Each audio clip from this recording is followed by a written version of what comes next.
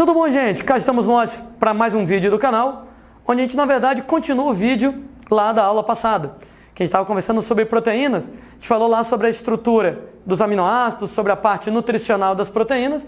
A gente conversa agora sobre a estrutura química em si das proteínas. Para começar, né? Quimicamente, proteínas são polímeros de alfa-aminoácidos. E não custa nada lembrar que um alfa-aminoácido ele tem um grupo carboxila ácido, um grupo amina, ligados ao mesmo carbono, chamado carbono alfa, que também está ligado a um hidrogênio e a um radical R, né? Então está a estrutura do aminoácido. E chamamos pelo nome de ligação peptídica a ligação entre dois aminoácidos. Essa ligação é feita entre a hidroxila da carboxila de um aminoácido e o hidrogênio da amina de um outro aminoácido. Quimicamente, ácido carboxila mais amina é uma amida. Então, do ponto de vista químico, uma ligação peptídica é uma função química chamada de amida. Que tal explicar melhor como isso funciona? Quer dizer, então, que a gente vai pegar carboxila, vai pegar amina, você vai pegar OH da carboxila, vai pegar hidrogênio da amina e vai ligar os dois, fazendo, então, uma ligação peptídica. Percebam bem que na ligação peptídica eu vou tirar hidrogênio da amina, OH da carboxila, então eu estou tirando HOH, eu estou tirando água, o que quer dizer que é uma reação de síntese por desidratação. Então a reação ela é entre amina e ácido, hidrogênio da amina, OH do ácido, tira HOH, HOH, água, síntese por desidratação. Um detalhezinho é que quando eu ligo vários aminoácidos, o primeiro aminoácido da sequência fica com o grupo amina sobrando. Chamamos de grupo amina terminal, que é o grupo amina sobrando do primeiro aminoácido da cadeia, enquanto que o último aminoácido da cadeia fica com a carboxila sobrando. Chamamos de grupo carboxila terminal do último aminoácido da cadeia. Então você pega vários aminoácidos ligados, como é que eu sei qual é o primeiro? Como é que eu sei qual é o último? O primeiro, gente, é o que tiver com a amina sobrando, é o que tiver com o grupo amina terminal. E o último é o que tiver com a carboxila sobrando, é o que tiver com a carboxila terminal. Sendo que a gente vai ter várias ligações peptídicas no meio. O número de ligações peptídicas é o número de águas que você libera, que é o número de aminoácidos menos 1. Quer dizer que, se você liga dois aminoácidos, você fabrica um dipeptídeo e libera uma água como subproduto. Se você liga 3 aminoácidos, você fabrica um tripeptídeo e libera 2 águas. E aí vai, né? Tetrapeptídeo, pentapeptídeo, e lá pelas tantas, se você junta 10 aminoácidos, você tem um decapeptídeo e libera 9 moléculas de água. Então, o número de ligações é o número de águas, é o número de aminoácidos menos 1. Sendo, né, moçada, que quando eu junto vários aminoácidos, eu fabrico um peptídeo. Peptídeo é uma molécula formada pela união de aminoácidos por ligações peptídicas. E eles podem ser oligopeptídeos, oligo quer dizer poucos, quando eu tenho de 2 a 10 aminoácidos. Polipeptídeos, poli quer dizer muitos, né? Quando eu tenho mais de 10 aminoácidos. Sendo que a proteína é um polipeptídeo com mais de 60 a 100 aminoácidos. Quer dizer, então, que nem todo polipeptídeo é proteína. Polipeptídeo é quando eu tenho mais de 10, pode ser 20 ou 30. Proteína é um polipeptídeo gigantesco. Quando eu tenho mais do que 60 ou 100, né, os biólogos não se decidem muito bem, mas são moléculas muito grandes. E aí a proteína, além de grande, ela tem uma estrutura complicada pra caramba. São 4 níveis de estrutura, tem a estrutura primária até a quaternária. Ô Landinho, como é que é isso? A proteína tem a estrutura primária ou secundária ou terciária? Não, ela tem tudo isso ao mesmo tempo. Primária origina secundária, que origina terciária e daí por diante. É que nem se eu perguntasse se seu corpo é formado por átomos, moléculas ou células. Resposta é, por tudo isso. Átomos como carbono, hidrogênio e oxigênio formam moléculas, como água, lipídios e proteínas, que formam células. Tudo isso ao mesmo tempo. São níveis de organização diferentes. E com a proteína é do mesmo jeito. Cada estrutura origina a estrutura seguinte. Estrutura primária é a sequência linear de aminoácidos na cadeia, é você dizer quem é o primeiro, quem é o segundo, quem é o terceiro, quem é o último aminoácido. Lembrando que, na estrutura primária, os aminoácidos se ligam por ligações peptídicas entre os aminoácidos. E as ligações peptídicas, elas são ligações covalentes, fortes pra caramba, e como tal, não são quebrados com calor. Daí, deixa eu adiantar uma história importante. Todo mundo lembra que o calor desnatura as proteínas. Sendo que o calor desnatura as proteínas, mas o calor não quebra a estrutura primária. A estrutura primária, ela é mantida por ligações peptídicas, por ligações covalentes fortes, e elas não quebram pelo calor. Só quem quebra a ligação peptídica são enzimas. Existem enzimas chamadas de proteases, que elas vão quebrar a ligação peptídica e com isso vão quebrar a estrutura primária. Então percebam bem que a estrutura primária, mantida por ligações peptídicas fortes, não quebram pelo calor. Para elas quebrarem, só se tiver uma enzima aí na jogada. Segundo nível de estrutura secundária, é a relação espacial entre os aminoácidos próximos na cadeia. Ah, como assim? Ora, está aqui no desenho, gente, a estrutura primária da proteína, os aminoácidos engatilhados. Quando eu pego a estrutura primária, cada aminoácido faz ponte de hidrogênio com o aminoácido 4 posições à frente. Ou seja, você tem ponte de hidrogênio entre o primeiro e o quinto, entre o segundo e o sexto, o terceiro e o sétimo, e daí por diante.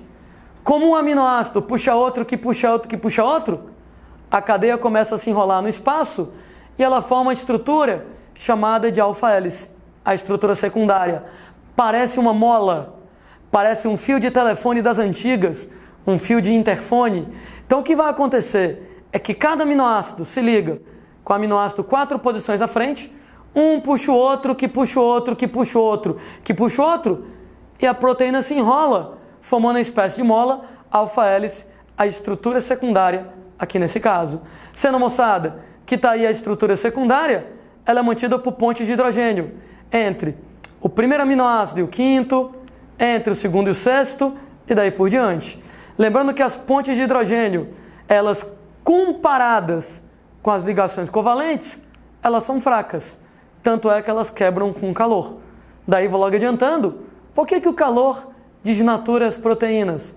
O calor desnatura as proteínas, porque o calor quebra as pontes de hidrogênio. Ponte de hidrogênio, ela é muito mais fraca do que a ligação covalente.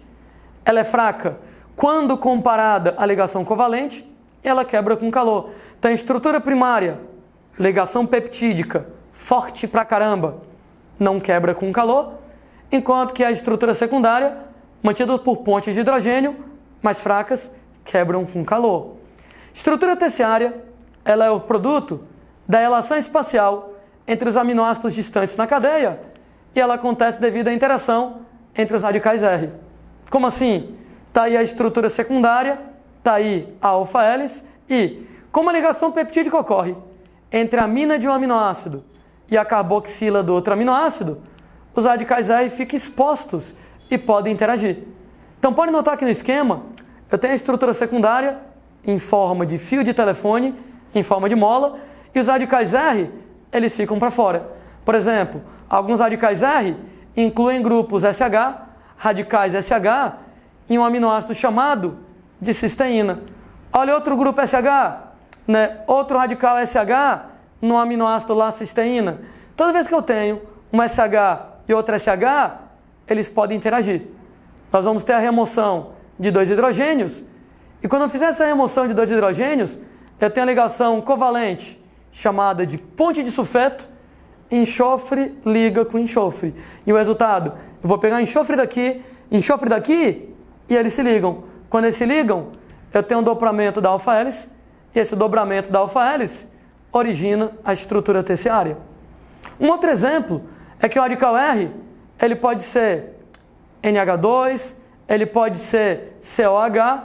Então, eu tenho um radical amina em um aminoácido que ele é básico, eu tenho um radical carboxila em um aminoácido que ele é ácido, e, gente, em meio aquoso, o radical RNH2, ele se ioniza e fica NH3+. Em meio aquoso, o radical carboxila se dissocia e fica CO-. Percebam bem que eu tenho NH3+, e tenho CO-. NH3+, e CO-. E, gente, mais e menos se atraem. Então eu vou ter uma atração elétrica entre NH3 mais e CO menos, formando um tipo de ligação chamada de ligação sal ou ligação iônica. CO menos, NH3 mais se atraem e quando se atrai, dobra a alfa-hélice. E quando dobra a alfa-hélice, eu tenho uma estrutura terciária. Landim, como assim dobrar a alfa-hélice? A estrutura terciária ela é tridimensional. Observem bem, eis aí a alfa-hélice, olha ela enroladinha como uma mola, só que eu vou pegar essa mola e dobrar ela tridimensionalmente. Essa estrutura terciária tridimensional, ela é mantida por várias possíveis interações entre radicais R. Por exemplo, eu tenho ponte de sulfeto, eu tenho um grupo SH de um aminoácido cisteína, outro grupo SH de um aminoácido cisteína, tira os hidrogênios e faz a ligação covalente entre enxofre e enxofre. Pode ser uma ligação sal, uma ligação iônica. Eu tenho um grupo NH2 ionizado com NH3+, um grupo COH dissociado com o CO-, NH3+, CO-, mais e menos se atraem e eu vou ter então uma ligação iônica, uma ligação sal. Mas, gente, podem ser outras. Podem ser, por exemplo, pontes de hidrogênio, podem ser interações hidrofóbicas. Interações hidrofóbicas acontecem entre radicais R apolares. Eles se aproximam para poder evitar o contato com a água, porque a água é polar. Então, radicais R apolares tendem a se aproximar, se virar contra a água, para eles interagirem eles uns com os outros e fugirem da água. Por isso o nome é hidrofóbica, com medo da água. Radicais R apolares que não gostam de água, preferem interagir entre si, se viram para o lado contrário da água, normalmente para dentro da molécula de proteína, para poder fugir da água que é polar. Então todas essas interações químicas resultam na estrutura terciária, que ela é tridimensional. E ainda tem uma estrutura quaternária. Alguém briga comigo. Landim, estrutura terciária já não é tridimensional? Como é que tu pode ter uma estrutura quaternária? Como é que tu pode dobrar alguma coisa além de 3 dimensões? É verdade, né? Não dá para dobrar além de 3 dimensões. Da estrutura quaternária apenas é a união entre diferentes cadeias peptídicas. E ela acontece somente em algumas proteínas. Por exemplo, insulina, glucagon não tem estrutura quaternária. Então, insulina e glucagon, a estrutura só vai até a terciária. Então, tem proteínas onde a estrutura só vai até a terciária. E tem proteínas que têm estrutura quaternária, a soma de várias cadeias peptídicas, como acontece com a hemoglobina. Por exemplo, a hemoglobina, ela tem 4 cadeias peptídicas, 2 chamadas de alfa, 2 chamadas de beta. Eis aí a estrutura quaternária da hemoglobina. A hemoglobina, ela tem 4 cadeias peptídicas, 2 cadeias alfa, 2 cadeias beta e os grupos M, né? Os grupos M de ferro associados aí. Na soma, olha que eu tenho 4 estruturas terciárias, eu tenho 4 cadeias peptídicas, 2 alfa, 2 betas e na soma disso tudo eu tenho a estrutura quaternária. Então, 2 alfas, cada uma delas é uma estrutura terciária, 2 cadeias beta, cada uma delas é uma estrutura terciária. Na soma dessas 4, eu tenho a estrutura quaternária. Notem que, resumidamente, estrutura primária ela é linear, estrutura secundária ela é uma alfa-hélice, estrutura terciária é tridimensional e a estrutura quaternária é a união de terciárias. Eu posso pegar 2 estruturas terciárias, 3 estruturas terciárias, 4 estruturas terciárias, que nem na hemoglobina, e juntar e fazer a estrutura quaternária. Quando a estrutura quaternária está pronta, a proteína pode ter 2 formas. Ela pode ser globular, ela pode ser fibrosa. Proteínas globulares são globosas, arredondadas, solúveis e de função reguladora, não estrutural, como é o caso das enzimas. Proteínas fibrosas são alongadas, insolúveis em água e de função estrutural, como é o colágeno, como é a queratina. E aí alguém reclama comigo, pô, Landim, qual é o nível mais importante de estrutura proteica? Gente, a primária e a quaternária por motivos diferentes. Estrutura primária é muito importante porque ela manda nas outras. Ela define as demais estruturas. Tanto que para que 2 proteínas sejam idênticas, basta que elas tenham a mesma estrutura primária.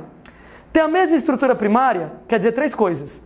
Os mesmos tipos de aminoácidos, os mesmos números de cada tipo e a mesma sequência de aminoácidos. Ou seja, para duas proteínas serem iguais, basta ter a mesma estrutura primária, basta ter mesmos tipos, mesmas quantidades e mesma sequência. Olha só uma questão clássica. Uma proteína retirada de uma célula epitelial humana possui 10 valinas, 32 alaninas e ele dá uma determinada composição de aminoácidos.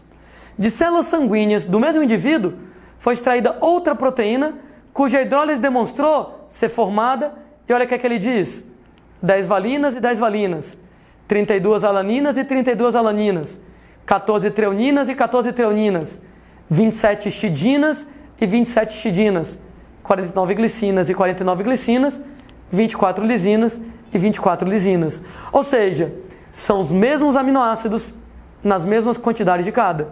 Em face de tais informações, é lícito concluir que é a mesma proteína? Não é a mesma proteína? Ora, analisando, a primária define as outras. Para que duas proteínas sejam iguais, elas têm que ter a mesma estrutura primária. Elas têm que ter os mesmos tipos de aminoácidos. Pode notar que elas têm os mesmos tipos de aminoácidos, né? Lisina, treonina, beleza. Tem que ter o mesmo número de cada tipo. Notem que eu coloquei tipo por tipo, tantos de cada idênticos. Ok. E elas têm que ter a mesma sequência de aminoácidos. E eis aí a minha dúvida. Porque quando eu pego a proteína e digiro a proteína, que eu quebro a proteína em aminoácidos, eu perco a noção de qual era a sequência. Eu sei que são os mesmos tipos, eu sei que são as mesmas quantidades de cada. Entretanto, eu não tenho como saber se a sequência é a mesma. Será que a sequência era ABC ou será que era CBA?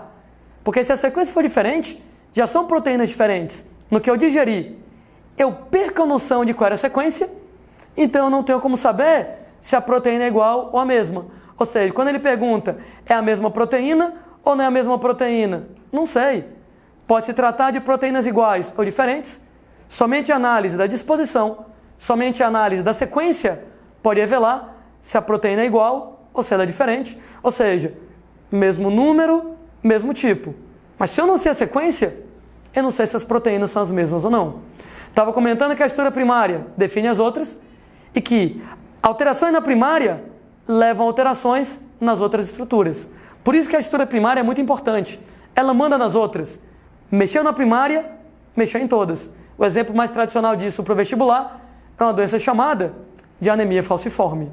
Existe, moçada, uma proteína na gente, hemoglobina normal, ela tem estrutura quaternária, são duas cadeias alfa e duas cadeias beta, e na hemoglobina normal, chamada HbA, o sexto aminoácido da cadeia beta se chama ácido glutâmico. Quando isso acontece, a hemácia é normal, e a hemácia normal é bicôncava, tem esse formato mostrado aí no desenho. Algumas pessoas, entretanto, têm uma mutação no gene da cadeia beta. E essa mutação no gene da cadeia beta origina um tipo de hemoglobina chamada hemoglobina ciclêmica, HbS. Devido à mutação, o sexto aminoácido da cadeia beta, ao invés de ácido glutâmico, passa a ser valina. Gente, eu tenho 4 cadeias. 2 cadeias alfa, 2 cadeias beta na molécula de hemoglobina. Gente, cada cadeia tem quase 150 aminoácidos.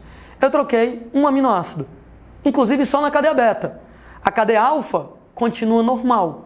Só que no que eu troquei um aminoácido da cadeia beta de ácido glutâmico por valina, eu mexi completamente na hemoglobina. E a hemoglobina, quando ela altera, a hemácia fica alterada. Uma hemácia ciclêmica, uma hemácia em forma de foice. Isso gera uma condição chamada de anemia falciforme, uma doença genética. Ou seja, mexeu na primária, mexeu em todas. No que eu mexo na primária, eu alterei a hemoglobina. No que eu alterei a hemoglobina normal deixa a hemácia arredondada. A hemoglobina ciclêmica com um aminoácido diferente deixa a hemácia em forma de foice. Uma hemácia que é quebradiça, que não carrega oxigênio direito, que pode entupir os vasos sanguíneos, e você vai ter uma condição, uma doença genética, chamada lá de anemia falciforme ou de ciclemia, que as hemácias ficam em forma de foice. Então, notem bem como mexeu na primária, eu mexo em todas. Estrutura quaternária também é importante, porque ela define a função biológica da proteína. Então, a primária manda nas outras, e a quaternária define qual é a função que a proteína vai ter. Sendo que, quando não tem quaternária, algumas proteínas como insulina e glucagon não têm quaternária. Então, a terciária que define a função biológica da proteína.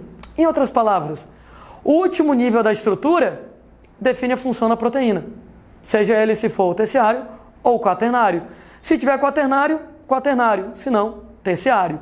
Como a quaternária define a função biológica, perder a estrutura quaternária, perder a estrutura terciária, perdeu a função biológica.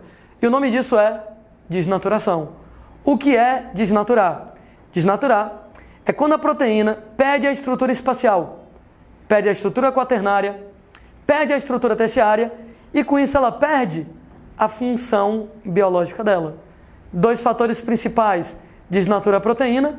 A desnaturação pelo calor, ela acontece de tal maneira que o calor quebra as pontes de hidrogênio. Lembrando que a ponte de hidrogênio mantém a estrutura secundária. Então você perde a estrutura secundária, consequentemente terciária e quaternária, e sobra somente a estrutura primária.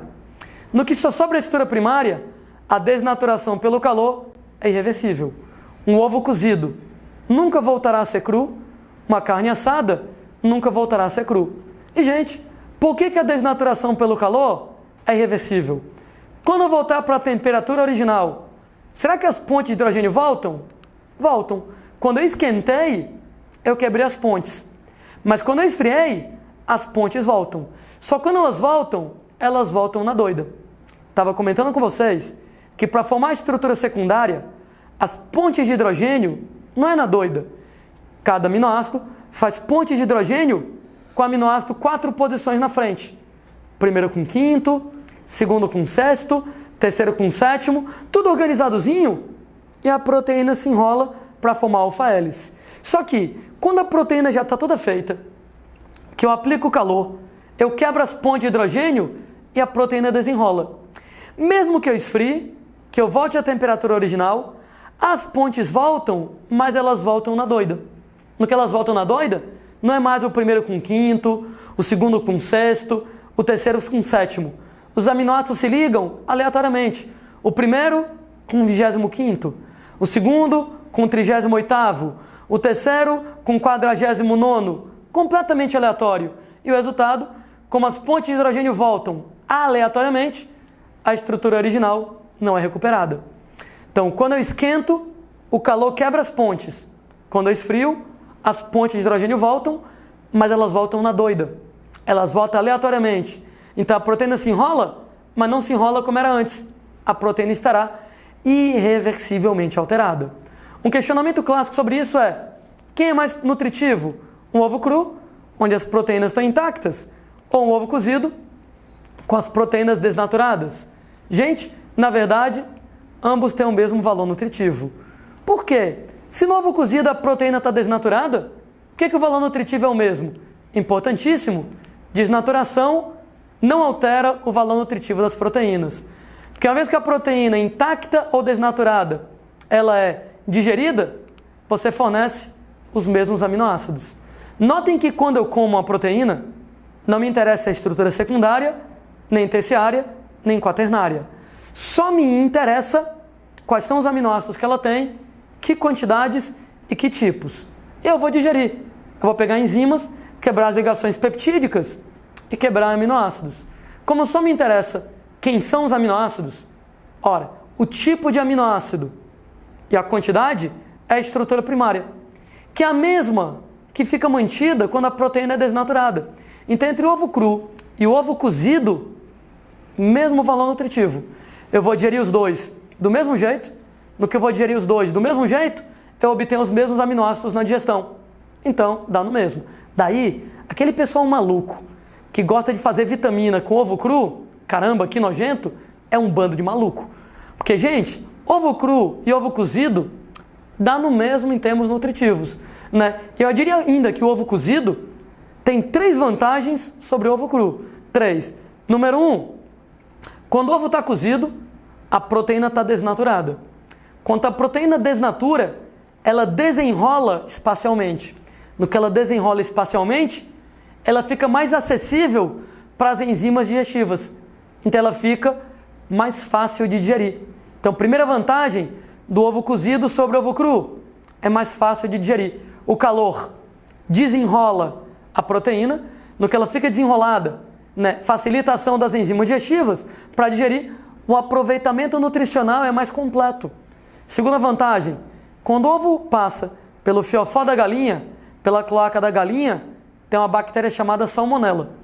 E o resultado, moçada, que a salmonela pode ficar no ovo cru, e se você comer ovo cru, você pode pegar salmonelose. Salmonelose, dentre os efeitos, causa diarreia, febre. Se você come ovo cozido, frito e etc e tal, o calor mata a bactéria. Segunda vantagem do ovo cozido, ele é mais seguro.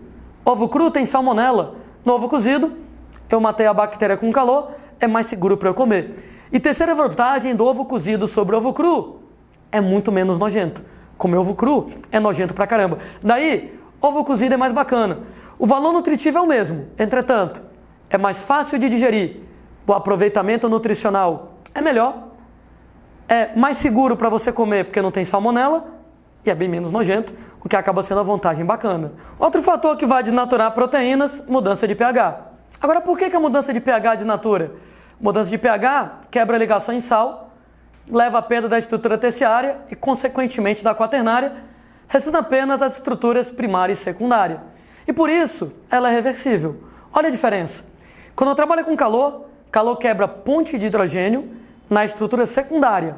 Então, quebra secundária, terciária e quaternária. Só sobra a primária.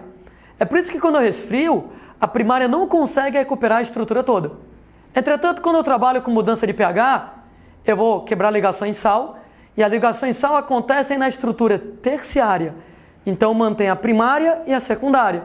Como a secundária é mantida intacta, ela consegue se enrolar de novo para a terciária, e a mudança de pH leva a uma desnaturação reversível. Explicando um pouco melhor, eu lembro que as ligações sal acontecem entre grupos NH3+, e CO- através de atração elétrica, sendo que, quando eu mudo o pH, por exemplo, pela ação de H+, um meio ácido, H+ reage com CO-, H+ mais CO- forma COH. Só que quando forma COOH, não tem mais CO-, não tem mais carga elétrica. Entre NH3+ e COOH, não tem mais carga negativa, não tem mais atração elétrica.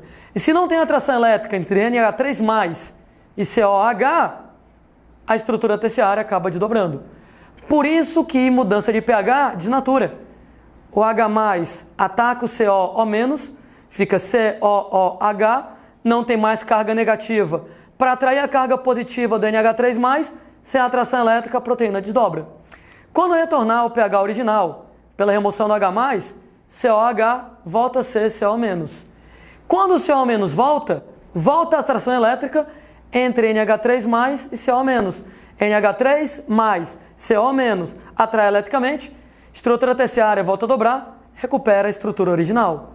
Não deu para entender muito bem? Eu queria mostrar isso um pouco melhor. Era uma vez a estrutura secundária, está lá a alfa-hélice, e olha, por exemplo, um grupo amina, um grupo ácido, que eles estão lá, moçada, carregados. NH3+, CO-. Como um é mais, o outro é menos, haverá atração elétrica. E devido a essa atração elétrica, mais e menos se atraem, e com isso a molécula acaba dobrando. No que a alfa-hélice dobra, eu tenho a estrutura terciária. Percebam que na estrutura terciária, a alfa-hélice está dobrada devido à atração NH3+, CO-. Então está lá a estrutura terciária. Sendo que quando eu coloco em meio ácido, aumenta o H+. O H+ ataca CO- e forma COH. No que forma COH, desaparece o menos, desaparece a atração elétrica com NH3+, e a estrutura terciária, então, ela acaba desdobrando. Então ela volta para a estrutura secundária, ela volta para a alfa-hélice. Notem que agora eu tenho NH3+, COOH. NH3+ tem carga positiva, COOH não tem, não atrai. Por isso que desdobrou, desnaturou. Sendo, moçada, que quando você vai lá e volta para a alfa-hélice, se retornar o pH original, o H+ vai embora e o COH volta a ser CO-. No que o CH volta a ser CO-, volta a atração elétrica negativa e positivo. No que volta a atração elétrica negativa atrai positivo, a atração elétrica faz dobrar de novo. E no que a atração elétrica faz dobrar de novo, a estrutura terciária volta. Então, mudança de pH é reversível a desnaturação. Bota H+, desaparece a carga negativa do CO-, forma COH. Tira o H+, COH volta a ser CO-, menos atrai mais, CO, menos, NH3+, junta, proteína enrola de novo, volta a ser estrutura terciária, reversível. Por mudança de pH, é reversível. Por fim, algumas proteínas são conjugadas, associadas a uma parte não proteica, chamada de grupo prostético. O grupo prostético não é formado de aminoácidos, é a parte não proteica de uma proteína conjugada. Principal exemplo de proteína conjugada são as metalo ou cromoproteínas. Metalo, porque elas estão associadas a metais. Cromo, não tem a ver com cromo, elemento químico. É porque o nome cromo quer dizer colorido. Então as metaloproteínas, as cromoproteínas, elas são coloridas. Principal exemplo, hemoglobina. Hemoglobina tem um metal, ferro, e ela, moçada, é colorida, ela é vermelha. Que tal uma questão sobre esse assunto? Quando a proteína desnaturada, podendo ser renaturada, gente, ela é desnaturada e depois é renaturada, é porque é reversível. Se é reversível, não foi pelo calor, porque o calor, a desnaturação pelo calor é irreversível, a desnaturação irreversível pelo calor quebra pontes de hidrogênio, quebra desde a estrutura secundária. Mas se ele fala que é renaturada, é reversível. Desnaturação reversível é pela mudança de pH, e a mudança de pH quebra ligações sal, quebra ligações iônicas na estrutura terciária. Então, se ela é desnaturada, mas pode ser renaturada, se é reversível, letra A, quebra a ligação peptídica. Desnaturação não quebra a ligação peptídica. Ligação peptídica é muito forte, não quebra pelo calor, não quebra pela mudança de pH, só através de enzimas. Quebra a estrutura primária? Não, gente, estrutura primária é mantida por ligação peptídica forte. Ligação peptídica não quebra na desnaturação, só através de enzimas. Na letra C, o grupo amina da extremidade que o contém, não entendi, não faz muito sentido, mas na letra D, sua estrutura terciária. Se a desnaturação é reversível, foi pela mudança de pH, eu quebrei ligações sal entre NH3+, e CO- na estrutura terciária, e, gente, nesse caso, se eu voltar ao pH original, se eu retornar ao pH original, é reversível, opção correta para marcar, letra D de dado. Como sempre, um prazer enorme, e até o próximo vídeo, moçada!